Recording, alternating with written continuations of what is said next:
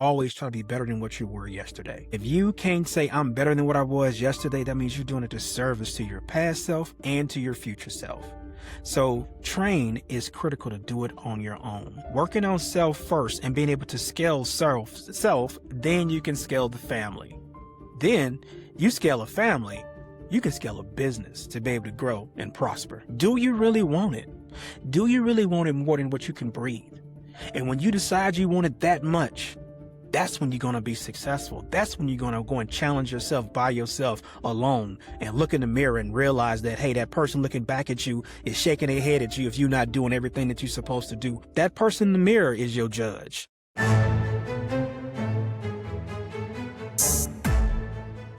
Welcome to the Well to Lead podcast, where we explore the dynamic relationship between personal wellness and effective leadership.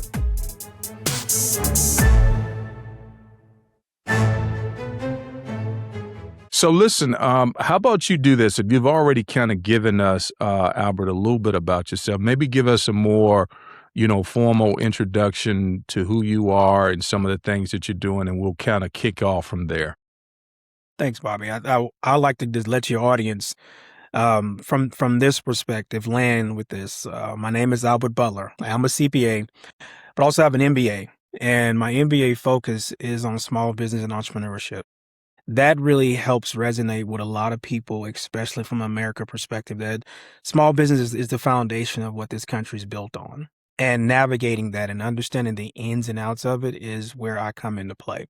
So I try to help people understand that clarity in numbers is important. That's why I say accounting is the heartbeat of business and the key to personal finance success.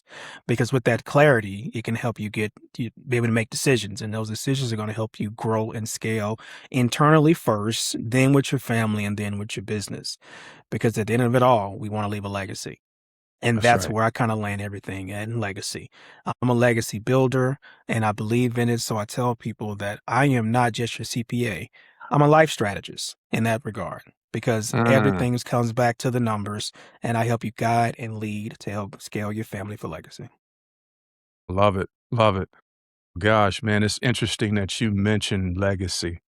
We got a lot to talk about that, brother. Yes. I tell you that. You, we got a lot to talk about. So listen, Albert, let me ask you something. I'm always interested in how people start and their careers and kind of, what was the backdrop to how you got to where you are. Now, you mentioned the fact that you're CPA, you're business owner, you're doing a lot of great things. Did you foresee this, like, in the beginning? I mean, was this something that you had on your radar, or you just kind of stumbled into accounting? I will tell you, foresee it, no. Always have an epiphany for numbers and how the money cycle works, yes. One Okay. thing I can say that my parents did an amazing job of being transparent with my sisters and I. My dad, on a monthly basis, would come and sit me down and open the checkbook up and walk me through what it took to Nice. be able to sustain our household. So it wasn't no question of, hey, Dad, can I? It was always, Dad, where are we? Mm, It's a different mm, conversation from that that's perspective. And right. I really love him for that. I mean, he's no longer with us, but he really set that as a course of action for me. When I was a kid also, we used to play a game almost of trying to find quarters that was silver quarters. Back then, a silver quarter was like finding buried treasure. And that was something that I really, even to this day, I collect coins because of it. And it just gave me the understanding that, money is purely just a tool at the end of the That's day. right. It's just a tool to exchange resources and services back and forth and not to govern yourself by chasing money, but govern yourself Mm, chasing purpose. And in that purpose, you will find what your true heart truly desires. So I thank my dad for that. I thank my mom as well too, because she was an amazing entrepreneur in her own right, and she took a lot of risk in our family to try to help be successful. And between the two of them, they really helped mold a collective of my mindset of where I was going. So as far as accounting being that thing that I had foresight about, not at all. But as far as going to when I finished high school, matriculating into college, And selecting the College of Business, yes, that was pretty much on the radar. Wow. So a lot of this, that you're doing today, it sounds like you had, this ingrained in you when you were young, and it's amazing to hear that, and it's very powerful. And I'm thinking about, the story you mentioned about your dad and some of the things that he showed you. Now, and I begin to think about some of the challenges that families may have in being able to teach their kids about how to handle money early, in life. And as a result of not perhaps maybe knowing how to provide the insight, then obviously they may grow up and become challenged in that area. Um, can you speak to how important it is for us to, perhaps introduce some of these principles to our kids, early in life? I think you're going to edit everything what I'm about to say, because it's about to be very controversial. Here's where the rubber really meets the road. As a collective group of Black Americans, we have an extreme historical problem being transparent with our families. And this is not just about money. One thing that your elders always have a hard time doing is telling you to stay in the child's place. Yeah. That is a very, very detrimental thing to our generational growth. Why? Because as the child is asking you questions, being transparent with them gives them a level of exposure and wisdom that other groups do not hold back from their children. That's right. And it's almost scary to a certain point that you have these quote unquote generational curses that unfortunately didn't even come from us, but they came through slavery. And the reason why I'm saying this is a controversial term is because from a slavery perspective, the Black family was very connected because they were fearful about how they were going to make it and survive. Yep. But as you move past slavery, the Black family became a space of struggling, trying to stay connected, and then money came on the table to try to bring it to the household. And nobody wanted to talk about what dad had to do. And then it got to a greater point. Nobody wanted to talk about what mom had to do to get that money. Fast forward into the eras of, hey, where Section 8 housing and food stamps and WIC of all Right. those social programs comes on the table. You could not have a man in the house, or you could not make a certain amount of money. So that conversation started to even muck up having a true understanding of what money really is, because you were getting a social aspect of receiving benefit of a resource that you didn't have to pay for. Now, when I put all that together and you step back from it all, you have a collective group of people who are not properly educated about money, who are fearful to talk about money. And that fear leads to the fact that they think they're going to lose it, while at the same time, they're predicating a conversation about a term they use now called chasing the bag. Right. You're chasing something that doesn't even really exist, and people don't really understand. That's what we don't understand. A dollar bill, if you ever were to read it, it says it's a note. That Yep. means it's just a piece of paper that collectively we have decided that this is what it's actually worth, because we have a fiat currency. Outside of that, what is it really? I advocate wholeheartedly. You need to make sure that you are buying precious metals, make sure that you are buying stocks and companies, Mhm. make sure that, hey, we don't even buy works of art. We think that's not, but buying works of art. And there's a way to Right. properly do that as well, too. Mhm. And then starting businesses. That small business is critical. Look at any other groups. They always start a business. They Yep. always have the Yep. conversation about starting a business. How can they all be able to start a business if they're not having the conversation at the kitchen table about money and how to generate it inside of a That's right. family? That's right. So That's right. this is not a conversation for other groups. This is a conversation for our group, because Yeah. our group does not want to have that hard conversation. And sometimes some of the older groups, some of the older elders in our families, they're fearful to open up and talk about it because they feel some type of way inside themselves about bad decisions they've made throughout their life, and they don't want to Mhm. be exposed. Yeah. So I'm a major advocate. Sit your children down, get them to the kitchen table, give them that level of exposure, answer their questions, and be clear with them about what it takes to make the household run. Because if you don't do it, when they get into the real world, all they're going to do is keep the same cycle of ignorance Right. going on over and Right. over and over and over again. So 100% No, teach your children. dude, I love it. And this is exactly what the reason why I asked the question. And I think that you gave us real practical insight and clarity around how we get or how some families get to the point where perhaps they may be challenged in talking about finances, but we can see that if you don't, that it's a cycle. It passes on to the next generation.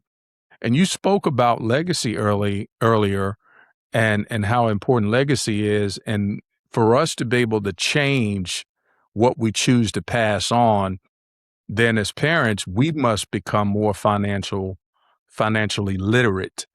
And then, let go of that fear of being able to talk to and educate our kids because I see, man, even as I look back and I, look at different family structures, and I could see how for decades, I mean, for years, they have kind of like operated in the same cycle where just didn't handle money well, um, didn't really get to the levels financially that they perhaps could have gotten to. And I always attributed that to a lack of knowledge somewhere along the line. And I think you've done a great job in giving us insight into that. The Here's Oh, I'm Yeah, sorry, go I ahead. didn't mean to cut, but No, no, no, no, go ahead, go ahead, go ahead. here's what's scary, Bobby. Mhm. If somebody in a family passes away, and now we got to do a fundraise of the fish Yep, fries so we can bury them, I've seen that. Yep, that's called a failure. yep, yep, And nobody yep, wants to hear that and be yep, real about it. That's called a yep, failure yep, because that's a life that yep. God gave that had Mhm. so many years to give back. And now we can't even bury Uncle Joe, Auntie Yep, Sally. Come yep. on, guys. We got to Yeah, do man. better. We just got to do Yeah. better. No, you're right. I mean, I've seen that pass the hat kinda situation where you're trying to collect just to, and it's horrible to see that, but it's because, again, the lack of insight and education that we have, and I wanted to I was thinking about this, Albert, as we're on this subject. How can we as parents, or how can parents do a better job themselves? Because the insight and the fact that we need to gain that first before we can pass anything down to the kids. But how can parents who have never been exposed to this, how can they change so that they can pass this insight down to their kids? I hope your listeners are ready for this as well too. And I'm glad that you have the platform, Bobby. Because if they're listening, this is a concept that should hit home. Because once you know better, you do better. Right. And hearing this right now is going to give you the opportunity to know better. Number one, I have a framework that I call train, practice, work. Train means that you, or whatever you decide you want to do, you have to train on it and work on it by yourself. When the doors are closed, when you are just focused in on finding something and finding an avenue, not just about finance, but about life and anything that the brain can actually come up with that you need to feel like you need to get better at. I'm a firm believer. You want to always try to be better than what you were yesterday. And if you can't say I'm better than what I was yesterday, that means you're doing a disservice to your past self and to your future self. So train is critical to do it on your own because next up is practice. Now, what is practice? Practice is when you get a chance to be with cohorts, when you get a chance to be with a mentor, when you get a chance to be with a coach, an expert, a true leader in a particular area. And you want to take your training to that practice to show off your training. So you can ask those questions to solidify your training, to help your level of expertise, to build your toolkit. Because when it's time to go to work, when it's time for the game, when it's time for the show, when it's time for the arena, this is supposed to be fun. That's This is right. supposed to be when you get to show all that training and all that practice off of how great you really are. So in every aspect of it, be it finance, be it fitness, be it being able to do sales, being able to do operations, whatever aspect of it, be it going to church and reading your Bible. Yep. You are supposed to do those things. One, train on your own, practice with a mentor, with a coach, and then go to work and show off all the things that Yep. you can do. So if you want to be great, it's all up on you. I firm believe you have to work on self first. That's Working right. on self first and being able to scale self, then you can scale the family. That's Then right. you scale a family, you can scale a business to be able to grow and prosper. Come on. Come on, man. Come on. I For love it. real.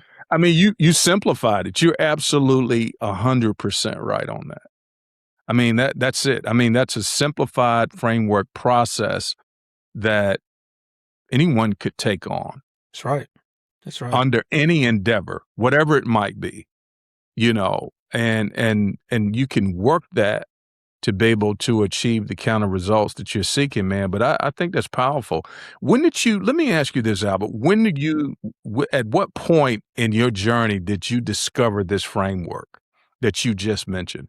It's interesting. This is something that I've been cultivating throughout the years. When I was younger, I played football, I ran track, and as I got older, I started coaching football and I started coaching track and coaching wrestling actually. And from a physical perspective, you got to lift weights if you want to build your body up. Mhm, Who do you lifting mhm. weights with? You're lifting by yourself. Yep. you put That's right. you're putting that muscle to a strenuous position by yourself, and then when you get a chance to go in any of these endeavors, when you go to football practice, wrestling practice, track practice, you get to show off all that training that you've done to try to be better, because now you Uh-huh. at practice and you working with a coach to get better, because the meet is tomorrow, the That's right. game is tomorrow, the wrestling match is tomorrow, and now it's time to go show that off. So you Uh-huh. take that same concept and you put it into your adult life. And when I decided I was going to, study for the CPA exam, become a CPA, this is one of the hardest exams in honestly in the entire world. I can imagine. And when I would study and not do well, it's because I didn't either train well or I didn't go and practice with somebody else to go and challenge myself well, because the test would come and I'm sitting there like, gosh, this just hit me out of nowhere. I'm not really prepared for this. So even in my own life, I had to realize that training, practice, work is what you just have to do if you really want to be Yeah. successful. Do you really want it? Do you really want it more than what you can breathe? And when you decide you want it Mm, that much, that's when you're going to be successful. That's when you're going to go and challenge yourself by yourself alone and look in the mirror and realize that, hey, that person looking back at you is shaking their head at you if you're not doing everything that you're supposed to do, or they giving you the thumbs up if you actually are. That person in the right, mirror is right. your judge, not nobody else. That's right. Nobody else in the That's world is right. gonna care what you do or what you Come don't on. do. It's all about you. It's all Come about you. on. You're the Come on. narrator. Come on. You're the main character that gets to see the world through those eyes. And everybody looking back Mm, at you, all they're gonna do is see all your training and all your practice. So if you didn't do it, guess what? You're gonna be exposed. If you did that's do right. it, you're gonna people are gonna applaud you all day for your greatness. People love people that are doing great things. And guess what? People get away from people that are not. That's just the Yeah, truth. And that's just the way it man, goes. you So know if you what? want it more than you can breathe, you're You going to do yeah, it. yeah. No, you're right. You're right. You're right. And I tell you, man, you speaking. You speaking and you preaching. And it's some powerful things that you're sharing right there. And I tell you this much, you're right. Um, you will be exposed for what you didn't do and by yourself, right? So if you're trying to go and be proficient in anything, and we celebrate people who are very skilled at what they do, and they're very precise at what they do, but we don't realize the time that they have taken to sharpen those skills, right? That's right. By themselves, or practicing with someone else, But the fact is, it took time, before they hit the stage, so to speak. That's right. And I think a lot of times people just want to arrive, man. They feel like they can just show up and show up any type of way, but it's a lot of work that goes into whatever you're doing behind the scenes. It's the disciplines that you're producing behind the scenes that elevate you to the stage. And I was thinking about, and I shared with you earlier, when I was going through my weight loss journey a little bit. One of the things somebody had asked me. They said, "Well," how did you manage to lose 100 pounds? And like, it was about 12 months or so, right? They said, how did you manage to do that? And what I told them is I told them basically the ways that we have always been able to lose weight: change your diet, work out, right? But I think they were looking for something perhaps, maybe more magical or some type of trick. Right. And the reality is, when I had shared with them that, I get up at 4 a.m., I go to the gym 6 days a week, and I've been doing this for about 4 years now, and I've had to, kept the weight off for that long. And the reality is, when you see me show up and I'm lighter, it didn't just magically happen. It was work that was being done while you were sleeping, Hmm.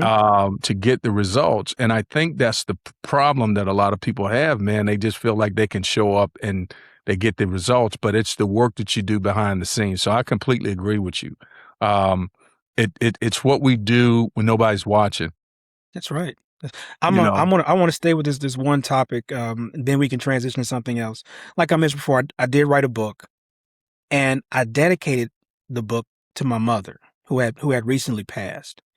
Mm, And in the dedication, I gave her eulogy. And when she was going through the process of her transition, I'm sitting in the hospital, and you can imagine just think about it, a hospital room where you're the person who was the first one to tell you that they loved you and yep. meant it unconditionally is getting ready to say goodbye for the last time. Mm, And I'm sitting on the floor and I know it's about to happen. And I started saying, you know what, let me write this eulogy right now. Cause I was going to give it. I already made my mind up. I have to write it now because I know once it actually happens, I might just be a wreck. right, right. My mother's life was so grand. And from a very, very humble beginnings, growing up literally in the Baton Rouge projects, I will tell you. Mm, And then mm, ascending herself up, taking major risks throughout time. She became a licensed nurse, took her skill set from being a licensed nurse and started a home health agency. And that home health agency grew to be one of the largest home health agencies in the Baton Rouge area, in the Baton Rouge, New Orleans, well, wow. in the Louisiana area. Yeah. And being like a kid and seeing that journey that she went through and watching this person who I felt like not just was a superstar, was a miracle to our entire family. Hmm. And I said that the title of the eulogy was, "You see the glory, but you don't know the story. Yep. You don't know all the late nights. You don't Yep. know all the discipline. You don't know the sleeplessness. You don't know the money that had to go out the door and the zeros of not having anything. You don't know about the years that I went through not having quote unquote school clothes because we're not gonna have that this year because we got Hmm. to put this resource over here. Hmm. To be successful, Bobby, it takes struggle. Yep. And people don't see that. And I'm not even Yep. talking about money. I'm not even talking about business. I'm talking Hmm. about life. To Yep. be successful in anything, it takes struggle. Hmm. There's nowhere in the Bible God told you that everything was going to be easy. No, Nowhere. no, no, no, no. And quite frankly, Albert, is interesting you mentioned that. It's the struggle that produces the character that's necessary to keep you once you do get there to whatever that goal is. Without that struggle and that opposition and the setbacks, there's no development. It's just no development. And sometimes I think what people want is they want to just arrive, but they don't realize that the character that's needed in order to sustain you once you arrive is built in those dark moments through the failures, the setbacks, the sacrifices, all of those things. And it's just going back to the weight loss thing again, it's the same reason why in the past, like years and years ago, when I tried losing weight, I did not care about the process. I did not want to go through the pain. I didn't want to go through the development phase. And therefore, I would lose weight and pick the weight back up and That's then right. some. So the reality is that whatever it is that we're undertaking, if it's trying to get our health right, if it's writing a book, if it's, running a business, whatever it is, it's those difficult times that shape us, to prepare us to be able to succeed when we do arrive. That's And right. it's not just about getting there, it's about the journey along the way. So That's it. I'm glad, man. I tell you, you got some awesome stories and really great inspiration, real practical things that you have just shared. And I knew this was going to happen, so I'm just prepping you right now. I got to get you back for part two because Well, there's that's no no way I'm problem, gonna be man. able to. There's no way I'm gonna be able to get all this in, man. It's just no way. Uh, I wanted to, speaking about your mother, you talked about the influence your mom had on you from an entrepreneurship standpoint, and I wanted to perhaps maybe see if we can segue there because with, at what point did you realize that you wanted to move into that space of where you would be, one day running your own business? I'm gonna make your audience laugh now, Bobby. When I was a kid, I thought everybody was robots, and I was the only person that was real. So I was always gonna be the boss. I got you. I got you. But I will seriously tell you that the level of governance that it takes to be a leader is something that I've always resonated with me personally. I've always had something to say, and I've always had discernment about which way I wanted to go. And having that something to say and having that level of discernment, I've also had the understanding that I still needed to be up under the guidance of those that knew better than me. Right. Right. Leaving from under my parents' home and going into college, meeting some of the best professors at Southern University in Baton Rouge. That I can remember one who always told me that what's in these textbooks is one thing, but we're going to teach you about what it takes to be successful in corporate America. Total different mindset, total different drive, total different go. I can remember one of my final exams in one of my management classes. The last question was, what does CYA mean? Well, in the accounting world, CYA means current year audit. And actually, the professor's name was Mr. Marcel, and he's no longer with us right now either. But he was a very, very powerful, impactful professor. And then even moving into my professional life, and I've met so many different people that gave me loads of guidance, but also challenged me. I can. They always say, "Who was the one of the best mentors that you had?" I said, "Well, one of the best mentors I had, his name was Gary Osborne. Gary challenged me in so many different ways. He made me work extremely late all the time, and I just thought he was the meanest SOB that was walking." But I Mm, respect Gary to this day because he took and molded me into the champion of an accounting savant that I am today. If I mm, never would have met Gary, I don't know if I'd be talking to you right now. That's how impactful wow. that man was. And he doesn't even know how much impact he had upon me, honestly. Wow. And Wow. I thank him every single day for that. And there have been many, many others. So for me, knowing that I was going to be in this type of journey, knowing I was going to be in this space right now, no foresight in that. But as far as leadership, entrepreneurship, becoming a partner in an accounting firm, and even other endeavors that I've done, I've always had that entrepreneurial mindset that I wanted to create something and be able to give it back to the marketplace. What do you think I mean, with your experience and some of the things that you've been able to do, Albert, is there like, one leadership principle that you feel that has contributed greatly to your success? Consistency and discipline, like you mentioned before. Mm, Being mm, consistent and being disciplined in that consistency That's right. I don't care what it is. Whatever you spend the most time doing, that's what you're going to become great at.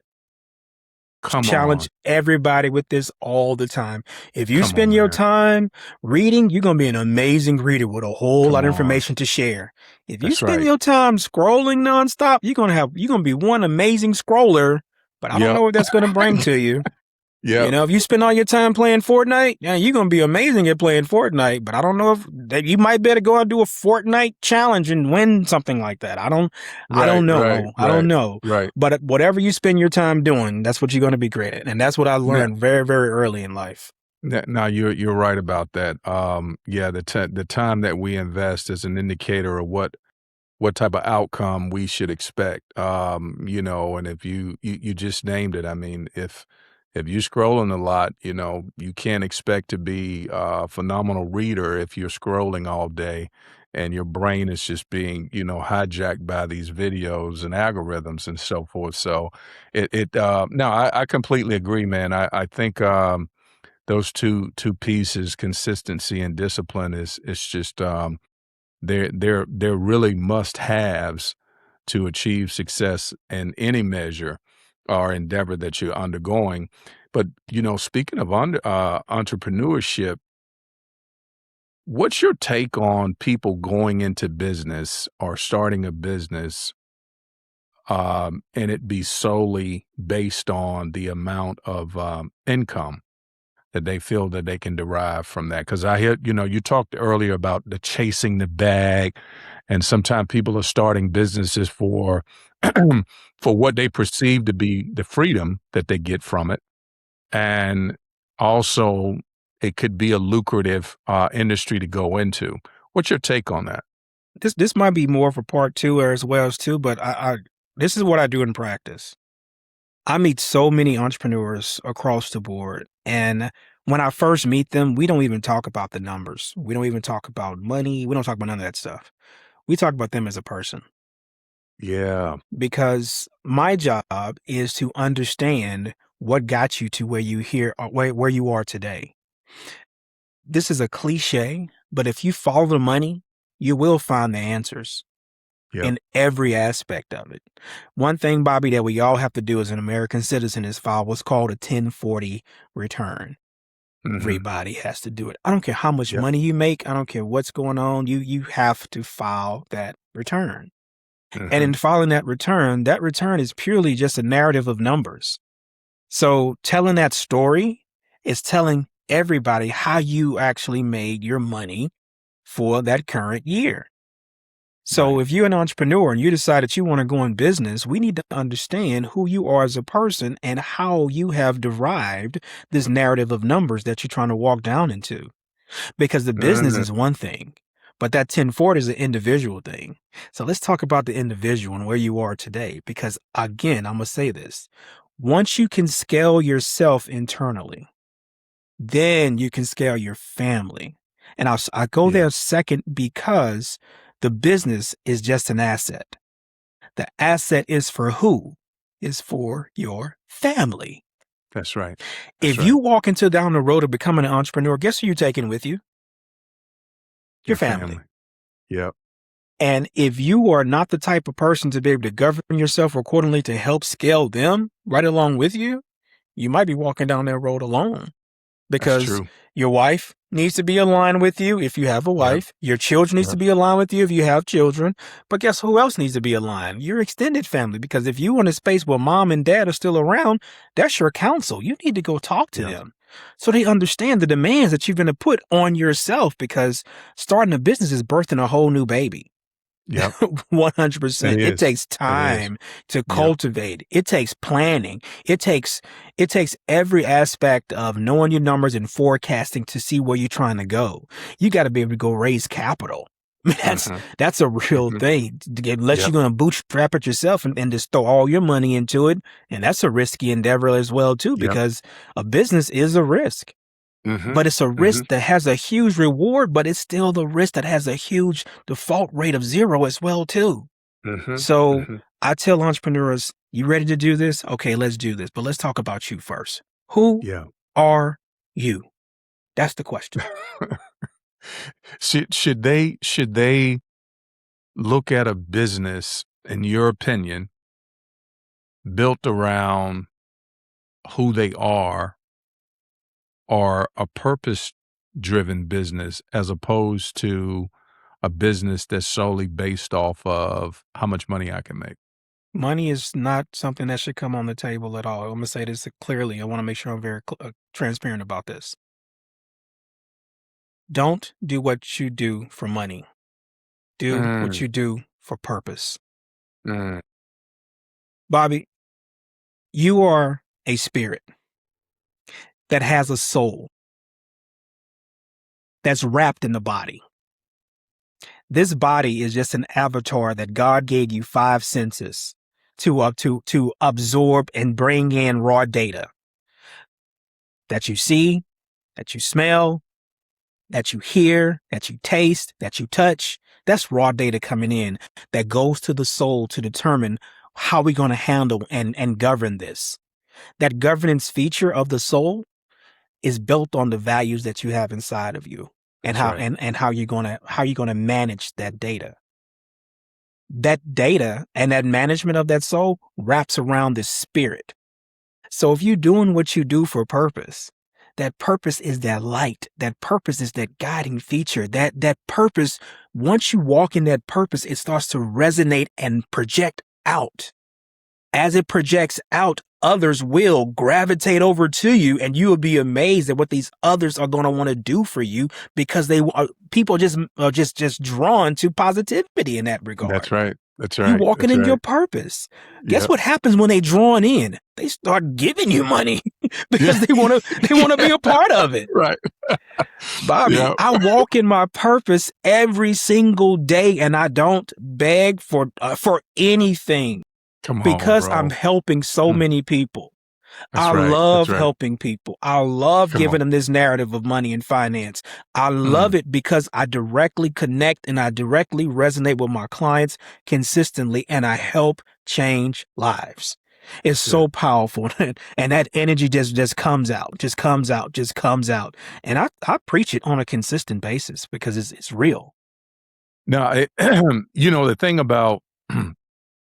thing about what you just shared, Albert, is that um, this whole podcast, you have exhibited that one thing that you're operating in purpose because you can tell when somebody is doing what they do to add value and to help change lives versus someone who's in it just solely for money. It comes off the radar one Yes. way or the other, and so I picked that up early in the fact that this is not just something you're doing. This is a mission that you feel that you're called to, and you are seeing people's lives changed by the work that you're doing, and that's powerful because at the end of the day, what else is there?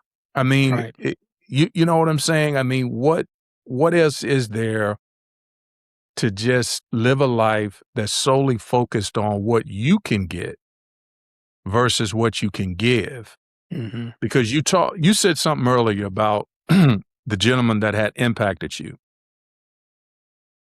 That's what we should be wanting people to say about us That's right. is that I knew Albert. Albert, I worked with him and he's so impacted my life 30, 40 years, down the road that talking about Albert and what he was able to do that you may not even be cognizant of, you know? And that's what this life is about. It's about us adding value and learning how to serve others. And I'm glad that you shared that because we I think we're just a generation where we put money first. We make it the Yes. thing. But you just indicated that money follows purpose. So if you start with purpose and you serve and you do what it is that you're doing with a high level of excellence, then the money will follow. And That's right. and I completely agree with that, man. But listen, I got to ask you about the book. Um, you wrote this book called Life. Truth, love, loss, success, and failure. When did you write the book, and why did you write the book? Powerful question, Bobby. I began writing that book 18 years ago. Uh, I, as a CPA, I've traveled all over the world, and I can remember when my daughter had just was just born. I have an older son. He's 18 months older than my next child, my daughter, and I had to go on assignment to Singapore from Houston, Texas. And I'm on a flight's 20 plus hours long, and I'm flying over the Pacific Ocean, and I doze off for a second, and I wake up suddenly. I'm like, oh my gosh, what could have just happened, you know? And this feeling comes over me like, what if something was to happen to me and I'm not there to give my children the guidance, the quotes, the sayings, just and that my Yes. parents and my Yes. grandparents gave to me. Mm. And on that flight, I made a decision then to just whip out my notepad and just start writing down these quotes that have been powerful. And by the time I landed, I had probably about 10 of them written down. And through the years, I would have my phone literally and pull out the notes section. Every time I would hear something or have an aphorism that comes across or make up something for myself, I would start jotting it down in my notes. I got injured. I tore my Achilles 2 and a half years ago now. And when you tear your Achilles, you basically are there. You're not going nowhere. You're sitting down. Yep. Yep. And my son was getting ready to graduate from high school. And I had always said, I really want to get this published before my son graduates. And that's when I really put the hard effort into bringing it all together and getting the book ready to be published ready. And in it, I include scripture. I include these quotes. But at the same time, I give a section called Fatherly Advice, where I give true, honest, and raw stories about me and these different aspects of life. And there's chapters on the family value system, perseverance, health, wisdom, travel, and of course, I say the one that everybody likes to talk about for last, money, because I'm a CPA, Yeah. so I had to talk about that Yeah. completely. Right. But I left it last on purpose because I didn't literally people, to your point, only want to think, oh, I got to go get money. No.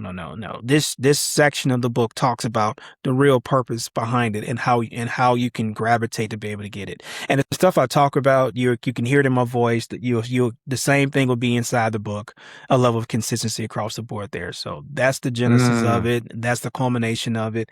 It's doing very, very well on Amazon. A lot of great reviews in Yeah. relation to it. And I might be biased, but I highly recommend it to your entire audience. And I purposely did this. The ebook is only 99 cents on purpose Nice. Okay. because I All don't right. want Yeah. anybody to have an excuse not to get a copy of it. And go ahead and just get it for 99 cents. Read the ebook. And if you want to get a paperback, get the paperback, get the hardcover.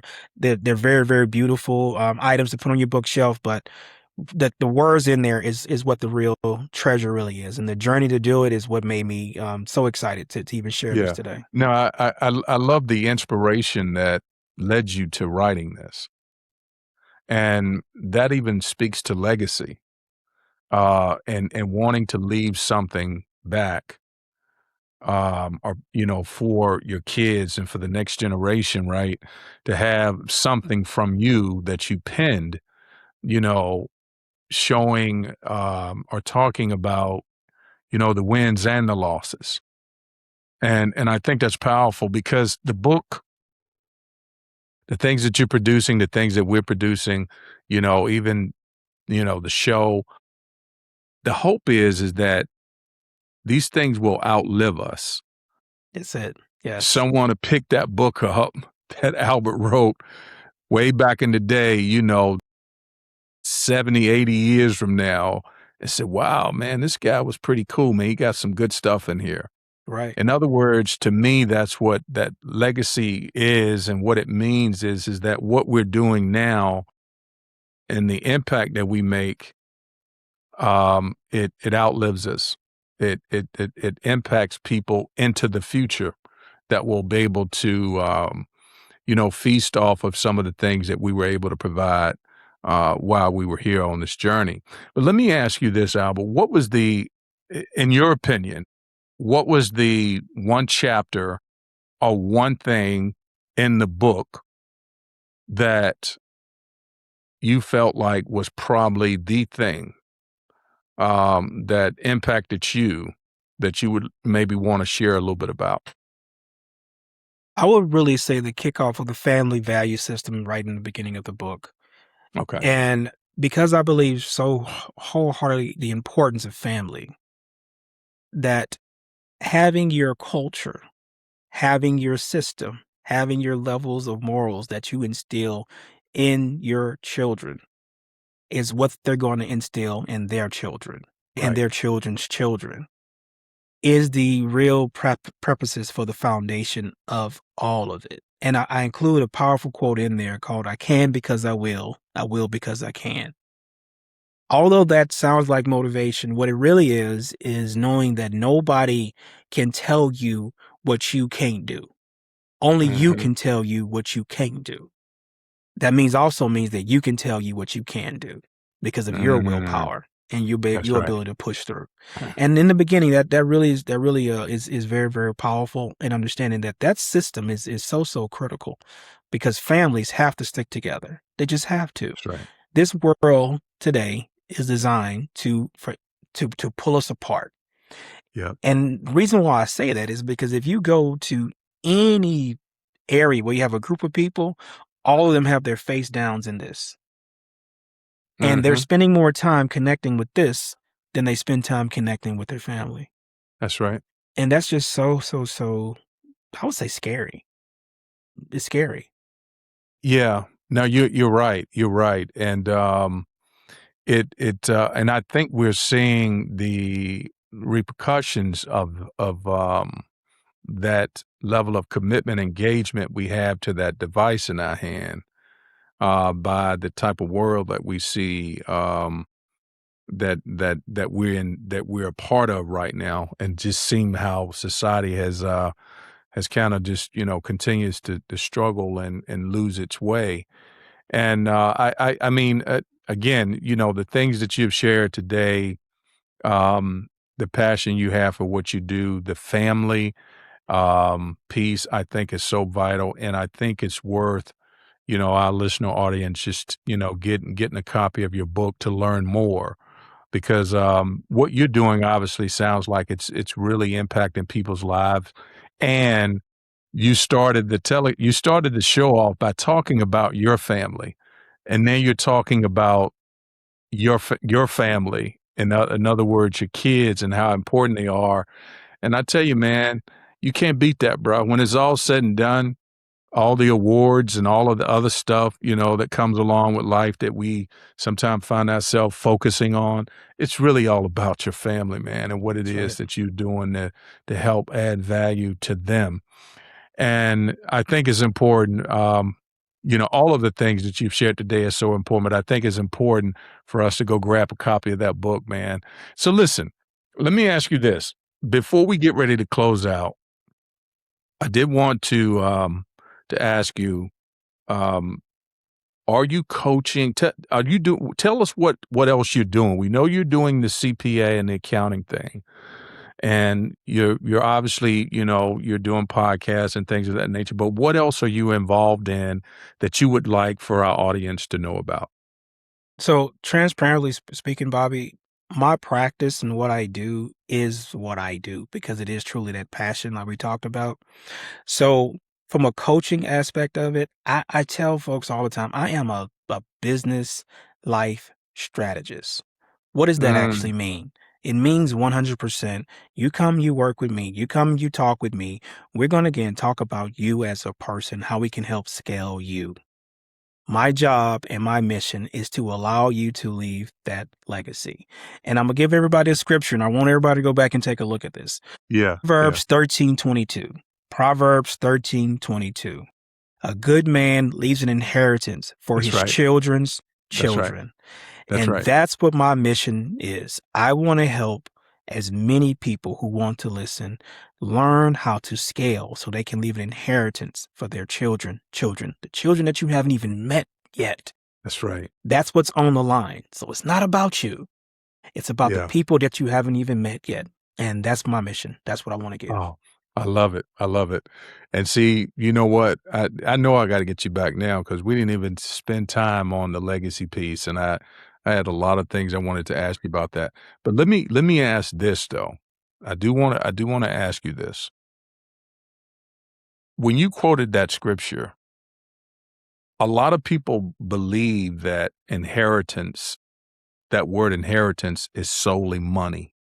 No, Tell us what you see as true inheritance when it comes to leaving that inheritance to your children's children. Tell us what what your thought process is on that.